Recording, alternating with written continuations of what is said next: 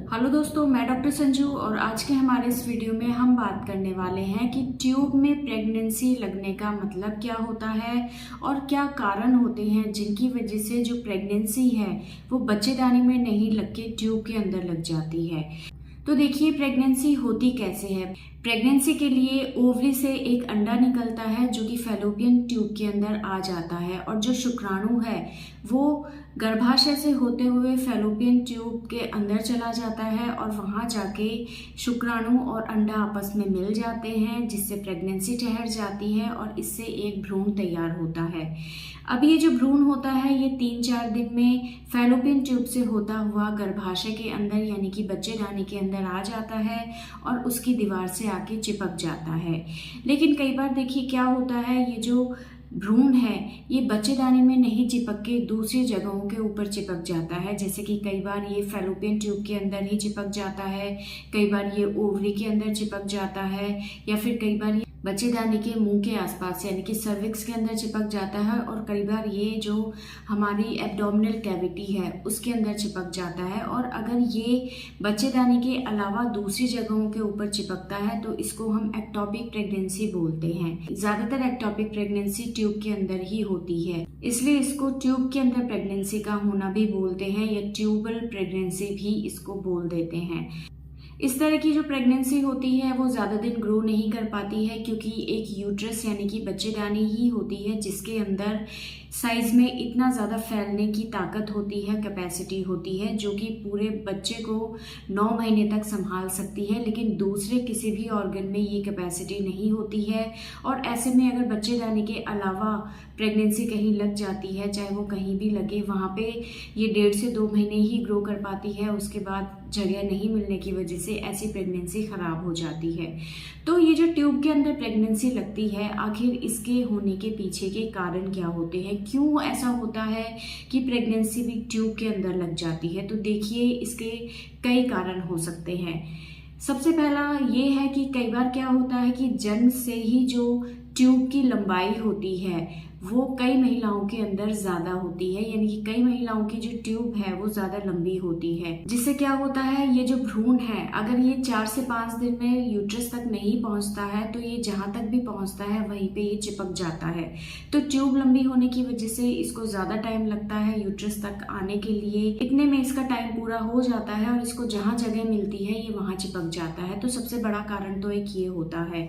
दूसरा इसका कारण होता है कि अगर आपकी ट्यूब के अंदर किसी तरह का इन्फेक्शन पहले हुआ है, जैसे कई महिलाओं को पीआईडी की प्रॉब्लम होती है, पेल्विक इन्फ्लामेटरी डिजीज, बहुत सी महिलाओं को सफेद पानी की समस्याएं होती है, कई इन्फेक्शन हैं जो पुरुष से महिला के अंदर आ जाते हैं, जैसे कि क्लेमाइडिया हो गया या और भी बहुत सारे इन्फेक्शन होते हैं। इन इन्फेक्शन की वजह से क्या होता है, फैलोपियन ट्यूब के अंदर डैमेज होने लग जाता है। उसकी अंदर की जो लेयर है वो इन्फेक्शन की वजह से, इन्फ्लामेशन की वजह से खराब हो जाती है, सूजन उसके अंदर आ जाती है, जिससे क्या होता है कि ये जो फैलोपियन ट्यूब है ये तैयार भ्रूण को यूट्रस की तरफ धकेल नहीं पाती है। क्योंकि देखिए, फैलोपियन ट्यूब में छोटे छोटे बालनुमा संरचनाएं होती हैं जो कि इस भ्रूण को यूट्रस यानी कि बच्चेदानी की तरफ धकेलने का काम करती है। फैलोपियन ट्यूब के अंदर पेरिस्टाल्टिक मूवमेंट्स होते हैं जो इस भ्रूण को यूट्रस की तरफ धकेलते हैं। लेकिन अगर आपकी ट्यूब के अंदर किसी तरह का कोई इन्फेक्शन या इन्फ्लामेशन हो जाता है तो उससे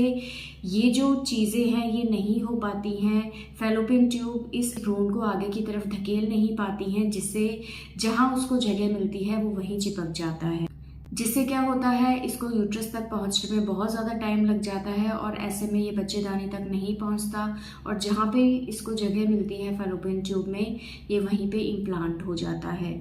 इसके अलावा अगर आपकी फैलोपियन ट्यूब में किसी तरह की कोई सर्जरी हुई है तो उसकी वजह से भी आपकी फैलोपियन ट्यूब के अंदर डैमेज हो जाता है, रुकावट आ जाती है, जिसकी वजह से ट्यूबल प्रेगनेंसी होने के चांसेस बढ़ जाते हैं। जैसे कि अगर पहले आपकी फैलोपियन ट्यूब ब्लॉक थी तो उसको खोलने के लिए अगर कोई ऑपरेशन हुआ है, या फिर अगर आपकी किसी तरह की नसबंदी हुई है जिसमें फैलोपियन ट्यूब को काट दिया गया हो या बांध दिया गया हो, तो कई बार उन ऑपरेशन को दोबारा खोलने की वजह से भी अंदर रुकावट रह जाती है, जिसकी वजह से जब प्रेगनेंसी होती है तो कई बार ऐसे में ट्यूब के अंदर प्रेगनेंसी होने के चांसेस बढ़ जाते हैं। या इसके अलावा अगर आपको पहले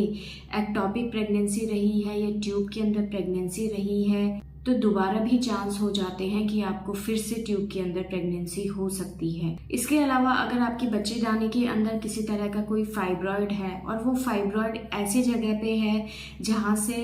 फैलोपियन ट्यूब आके जुड़ी हुई है, तो कई बार क्या होता है कि भ्रूण जो होता है वो यूट्रस की तरफ नहीं आ पाता है। इस फाइब्रॉयड की वजह से फैलोपियन ट्यूब में ही अटका रह जाता है और वहीं पे ट्यूबल प्रेगनेंसी हो जाती है, ये वहीं पे चिपक जाता है। इसके अलावा अगर आपने गर्भ निरोधक के रूप में किसी तरह की कोई इंट्रा यूट्राइन डिवाइस लगा रखी है, जैसे कि कॉपर टी वगैरह, तो कई बार क्या होता है यूट्रस के अंदर कॉपर टी लगे रहने की वजह से अगर इनकेस 1% अगर प्रेगनेंसी हो भी जाती है तो जो तैयार भ्रूण है वो यूट्रस में नहीं आ पाता है और फैलोपियन ट्यूब के अंदर ही चिपक जाता है, जिससे आपको ट्यूबल प्रेगनेंसी हो जाती है। तो ये कुछ कारण हैं जिनकी वजह से ट्यूब के अंदर प्रेगनेंसी होने के चांसेस बढ़ जाते हैं, या इन कारणों की वजह से कई बार ट्यूब के अंदर प्रेगनेंसी लग जाती है। और अगर ट्यूब के अंदर प्रेगनेंसी लग जाती है तो इससे महिला के लिए बहुत ज़्यादा क्रिटिकल कंडीशन डेवलप हो जाती है। अगर हमें टाइम रहते इस चीज़ का पता चल जाता है तो प्रॉपर ट्रीटमेंट से हम इस चीज़ को संभाल सकते हैं। लेकिन अगर कई बार अगर प्रेगनेंसी ज़्यादा बढ़ जाती है तो कई बार इससे ट्यूब फट जाती है, ट्यूब रप्चर हो जाती है, जिसकी वजह से महिला को बहुत हैवी ब्लीडिंग हो जाती है। और ऐसे में ज़्यादा ब्लीडिंग होने की वजह से महिला की जान को भी खतरा रहता है। और दूसरा, आपकी फैलोपियन ट्यूब जो होती है एक साइड की, वो बिल्कुल ख़राब हो जाती है और ऐसे में फैलोपियन ट्यूब को काट के निकालना पड़ता है। तो ये कुछ सीरियस कॉम्प्लिकेशन होते हैं जो कि अगर हम इस चीज़ पे ध्यान नहीं दें कि हमें एक्टोपिक प्रेगनेंसी है या नहीं, तो उसकी वजह से महिलाओं के साथ हो सकती है। इसलिए टाइम रहते 1.5 से 2 महीने के बीच में अपना एक अल्ट्रासाउंड करा के इस चीज़ को ज़रूर देखना है कि आपकी जो प्रेगनेंसी है वो नॉर्मल यूट्रस के अंदर लगी है या कहीं आपको ट्यूब के अंदर तो प्रेगनेंसी नहीं है, या किसी और जगह तो आपकी प्रेगनेंसी नहीं लग गई है। तो इसी चीज़ को देखते हुए डॉक्टर कई बार आपको प्रेगनेंसी की शुरुआत में अल्ट्रासाउंड कराने की सलाह देते हैं और इस सलाह को आपको इस चीज़ को देखते हुए मानना ज़रूरी है। तो दोस्तों, ये था आज का हमारा वीडियो। अगर इस वीडियो से रिलेटेड आपके किसी तरह के कोई सवाल हैं तो आप हमें कमेंट कर सकते हैं और हमारे आने वाले वीडियोज़ को देखने के लिए हमारे इस चैनल को सब्सक्राइब ज़रूर करें।